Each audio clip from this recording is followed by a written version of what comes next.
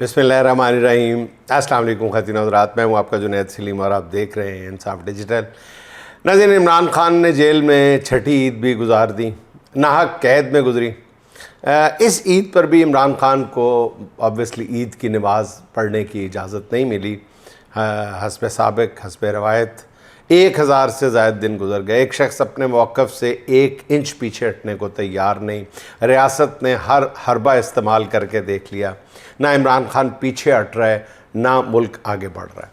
इस दौरान मुल्क माशी तौर पर उस मकाम पर पहुँच गया है कि उससे आगे मुकम्मल तबाही नज़र आ रही है।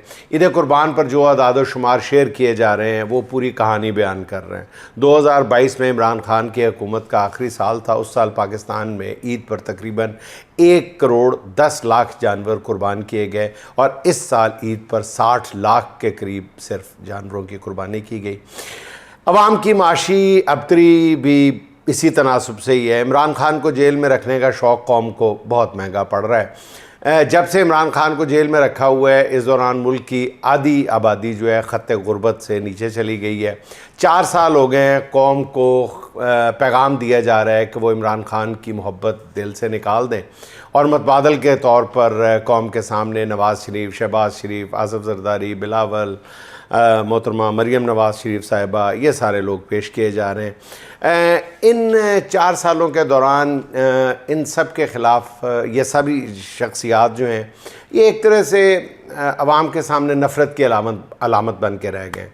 कैदी की मोहब्बत दूसरी तरफ जांचने का कोई पैमाना ही नहीं है। इन 4 सालों के दौरान जो भी इमरान खान के ख़िलाफ़ इस्तेमाल हुआ, चाहे वो मुनसिफ़ आला की कुर्सी पर बैठा कोई काजी हो या इलेक्शन कमीशन में बैठा कोई मैंडेट चुराने वाला, सब के सब ज़िल्लत का निशान बन गए। ऐसे किरदार बन गए जिनसे यह कौम ही नहीं, उनकी अपनी नस्लें भी शायद नफ़रत करने लगेंगी। यकीन करें, 4 साल बाद भी अवाम रजीम चेंज को मानने को तैयार नहीं है। उनकी सुई इमरान खान पर ही अटकी हुई है। अगर इस मुल्क के करता धरता, ताकतवर और सैर सफ़ैद के मालिक जो हैं वो मुल्क को बदतरीन हालात के हवाले करने के बावजूद इमरान खान को नहीं मान रहे, तो दूसरी तरफ आम लोग भी इमरान खान के सिवा किसी को मानने को तैयार नहीं है। अब देखें, अवाम से मुनज़्ज़म लड़ने वालों को, मुनज़्ज़म लड़ने वाली हुकूमत को कामयाबी मिलती है या अवाम की नुमाइंदगी करने वालों को। तारीख़ तो नाज़रीन यही बताती है कि अपने ही अवाम से लड़ने वाली सरकार हमेशा जो है वो इबरत का निशाना ही बनी है। अच्छा नाज़रीन, इसकी एक झलक आप देखें। गिलगित बल्तिस्तान में 7 जून को इलेक्शन होना है और तमाशा आज ही लग गया है। दावा किया जा रहा है कि इस इलेक्शन में नून लीग फातेह बन के निकलेगी। कैसे बन के निकलेगी कोई नहीं बता रहा। अवामी सर्वेस बता रहे हैं कि जी 80% लोग जो हैं वो इमरान खान के हक़ में वोट डालने के लिए बेताब हैं, बेकरार हैं। लेकिन बज़िद है निज़ाम के जी नून लीग को जिताया जाना मकसूद है। बिल्कुल उसी तरह जैसे पाकिस्तान के आवाम इंतखाबात में फ़ातेह बनी थी, पाकिस्तान के आम इंतखाबात में GB गिलगित बल्तिस्तान का इलेक्शन भी बिल्कुल उसी तरह कराने का मंसूबा नज़र आ रहा है। कराइन बता रहे हैं। पहले तहरीक इंसाफ से पाकिस्तान की तरह निशान छीन लिया गया था, अब बिल्कुल उसी तरह PTI के हामी उम्मीदवारों को इलेक्शन मुहिम की इजाज़त नहीं दी जा रही। आज PTI रहनुमा जुनैद अकबर, अरकान कौमी असम्बली सलीमुर रहमान, सैयद महबूब शाह, डॉक्टर अमजद अली और MPA नईम ख़ान और नवाज़ ख़ान शांगला के हमरा वो GB पहुँचे तो उन्हें हंजल के मुकाम पर गिरफ़्तार कर लिया गया। उन्हें कहा गया कि जी उन्हें गिलगित बल्तिस्तान में इंतखाबी मुहिम की इजाज़त नहीं है। अच्छा नाज़रीन, मैं हुकूमत के सामने बाकायदा हाथ जोड़ के एक अर्ज़ करना चाहता हूँ, मिन्नत तरला करना चाहता हूँ कि नाज़रीन, बाज़ हुकूमत भी जानती है, हुकूमत में बहुत सीनियर लोग मौजूद हैं कि बाज़ गलतियाँ जो हैं वो लम्हों की होती हैं लेकिन सज़ा सदियों की पाती है। रियासत, हुकूमत, वतन अज़ीज़, मुल्क को सज़ा मिलती है। बहुत सारी गलतियाँ हैं इन 75 सालों में हमने देखा है कितनी लम्हों की गलतियाँ थीं, फिर कई दहाइयों की हमने सज़ा पाई। ये स्कर्दू का इलेक्शन जो है कि गिलगित बल्तिस्तान का इलेक्शन भी इसी नौइयत की गलती होगी। अगर अवामी मैंडेट को चुराया गया तो शायद रिएक्शन उस तरह का ना आए जैसे पाकिस्तान में आया था। इससे कहीं ज़्यादा सख्त है क्योंकि عام انتخابات میں بھی گلگت بلتستان کے لوگوں نے اپنے ووٹوں پہ پہرا دیا تھا، کئی دن وہاں پہ RO کے آفیسز کا گھیراؤ کیے رکھا تھا۔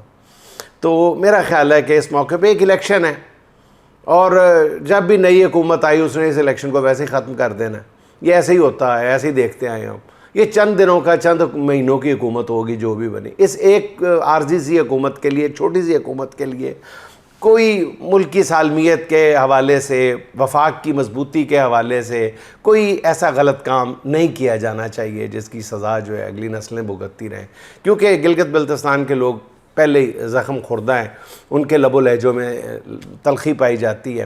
اب دیکھ لیں کہ آج جنید اکبر کی گرفتاری پر وزیر اعلیٰ KP سہیل آفریدی نے بھی انتہائی سخت رد عمل دیتے ہوئے کہا ہے کہ جنید اکبر اور دیگر ارکان اسمبلی کو رہا نہ کیا گیا تو وہ خود گلگت بلتستان جائیں گے، اور پھر نتائج کے ذمہ دار حکومت ہوگی، انتظامیہ ہوگی۔ اگر 4 سال بعد بھی نظام ایک ناظرین free and fair election afford نہیں کر پا رہا کہ ایسی صورت میں PTI بھاری اکثریت سے جیت جائے گی، تو پھر یا تو حضور ہار مان کر اپنی راہ سیدھی کر لیں، یا بصورت دیگر الیکشن کا ڈھونگ رچانے کی ضرورت ہی نہیں ہے، ضرورت ہی آپ ختم کر دیں۔ اب کیا سمجھتے ہیں کہ الیکشن کے ڈرامے سے لوگ مسلط شدہ ٹولے کو جائز حکمران مان لیں گے؟ سوال ہی پیدا نہیں ہوتا۔ یہ تجربہ پاکستان میں ناکام ہو رہا ہے، ہو چکا ہے۔ گلگت اور آزاد کشمیر میں بھی کامیاب نہیں ہو سکتا۔ پہلے کچھ لوگ سمجھتے تھے کہ جی گلگت میں حوصلہ کر کے PTI کو کچھ نہ کچھ سپیس دے دی جائے گی، مگر جب سے خفیہ سرویز کے رزلٹ سامنے آنے شروع ہوئے ہیں تو بڑے بڑوں کا پتا پانی ہو گیا ہے۔ سرویز کے مطابق گلگت بلتستان کے 24 میں سے 21 حلقوں میں PTI کے حامی امیدوار واضح طور پر آگے نظر آئے، اور اگر 7 جون کو نون لیگ کے امیدوار جیتے ہوئے ڈکلیئر کر بھی دیے گئے تو کیا فرق پڑے گا؟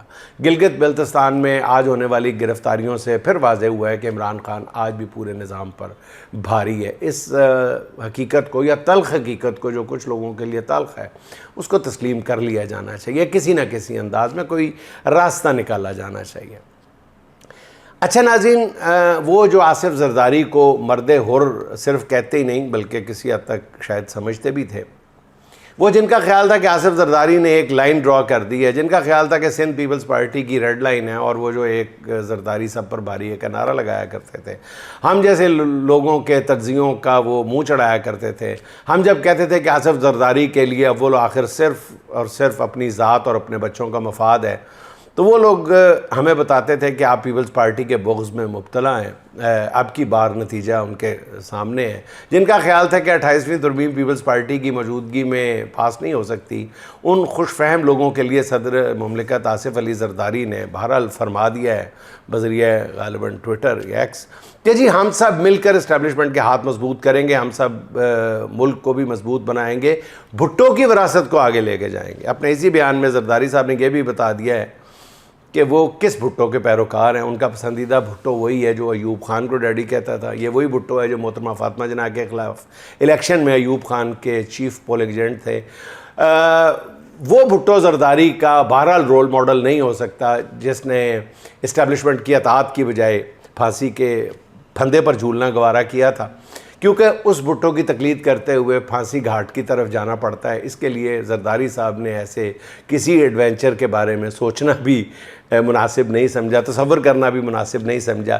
زرداری صاحب نے اپنی سیاست کا حتمی ایجنڈا ابھی قوم کے سامنے رکھ دیا ہے کہ ہم سب مل کر اسٹیبلشمنٹ کے ہاتھ مضبوط کریں گے۔ پیپلز پارٹی کے اندر جن لوگوں نے انقلابی بننے کی باقاعدہ ریہرسل شروع کر دی تھی، ان سے بھی گزارش ہے کہ وہ پرانے موڈ میں واپس آ جائیں، اور زرداری صاحب کی زبان سے جاری ہونے والے اس حق کے بعد، اس کلمہ حق کے بعد قوم کو 28ویں ترمیم کے فضائل کے بارے میں آج سے ہی آگاہ کرنا شروع کر دیں، اور جس طرح 26ویں اور 27ویں ترمیم کا کریڈٹ فرزند زرداری لیتے ہیں، اسی طرح 28ویں ترمیم بھی پیپلز پارٹی کے روشن کارناموں میں شامل کرنے کی تیاری شروع کر دیں۔ فی الحال تو ناظرین پیپلز پارٹی سے اتنا ہی ہو سکا کہ اس نے صدر مملکت کے جس ایکس ہینڈل سے یہ بیان جاری کیا ہے اس کا کمنٹ سیکشن بند کر دیا گیا ہے، تاکہ صدر مملکت جو ہیں نے اسٹیبلشمنٹ کی محبت میں جو زرداری صاحب نے جو بیان جاری کیا ہے، کسی جیالے کے کمنٹ سے بھی اس بیان کی تاثیر کو نظر نہ لگ جائے۔ اچھا ناظرین، جب پوری قوم عید کے روز قربانی اور دیگر سرگرمیوں میں مصروف تھی تو پنجاب کی وزیر اعلیٰ محترمہ مریم نواز شریف صاحبہ ہسپتال میں میجر سرجری کروا رہی تھیں۔ سینئر وزیر مریم اورنگزیب صاحبہ نے بتایا ہے کہ وزیر اعلیٰ کی سرجری بھی ہو گئی اور وہ ہسپتال کے روم سے پورے صوبے میں عید پر جاری صفائی آپریشن کی بھی نگرانی کرتی رہی ہیں۔ پہلے تو میڈم وزیر اعلیٰ کی صحت اور تندرستی کے لیے ہماری طرف سے نیک تمنائیں، اللہ کرے وہ جلد مکمل طور پر صحت یاب ہوں۔ یہ تو نہیں بتایا گیا کہ میڈم وزیر اعلیٰ کی کون سی میجر سرجری ہوئی ہے، غالباً پیراتھائرائڈ کی ہوئی ہوگی۔ میرے خیال میں یہ ان کا پورا حق ہے کہ وہ اپنی میڈیکل ہسٹری کو پوری طرح رازداری میں رکھیں۔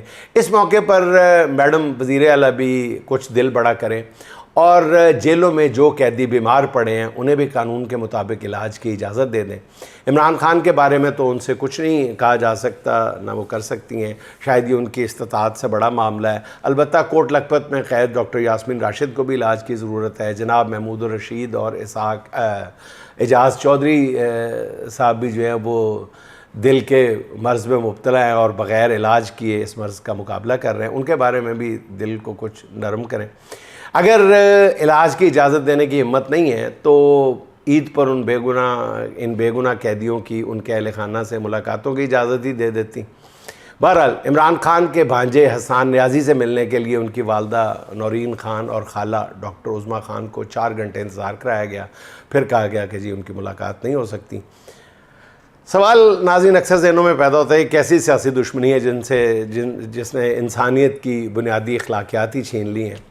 بہرحال سب کو پتہ ہے کہ وقت ایک جیسا نہیں رہتا، یہ متکبرانہ اور رویہ جو ہے یہ وقت بدلتے ہی صرف جسم پر نہیں روح پر بھی کوڑے اور تازیانے بن کے برسنے لگتا ہے۔ اچھا ناظرین، نائب وزیر اعظم اور وزیر خارجہ اسحاق ڈار نے نیو یارک میں اوورسیز پاکستانیوں سے خطاب کرتے ہوئے ان سے کہا ہے کہ پاکستان کا اپنے اوورسیز پر حق ہے اور وہ پاکستان میں سرمایہ کاری کر یہ حق ادا کریں۔ وزیر خارجہ اب اوورسیز پاکستانیوں پر حق جتا رہے ہیں، حالانکہ یہ وہی اوورسیز پاکستانی ہیں جن سے ووٹنگ کا حق ان کی حکومت نے چھین لیا۔ اوورسیز سالانہ 38 ارب ڈالر اس ملک میں بھیجتے ہیں جس سے یہ ملک چلتا ہے۔ اگر اسحاق ڈار کی حکومت ان اوورسیز کو فیصلہ سازی کا حق دینے کو تیار نہیں ہے، صاف پتہ چل رہا ہے آئے دن کے اقدامات سے، باڈی لینگویج سے، بیانات سے۔